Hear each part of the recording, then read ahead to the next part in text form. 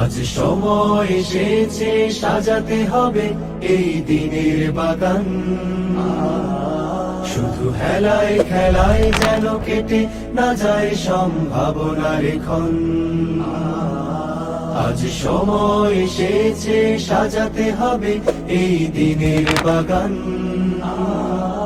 শুধু হেলায় খেলায় যেন কেটে না যায় সম্ভাবনার ক্ষণ।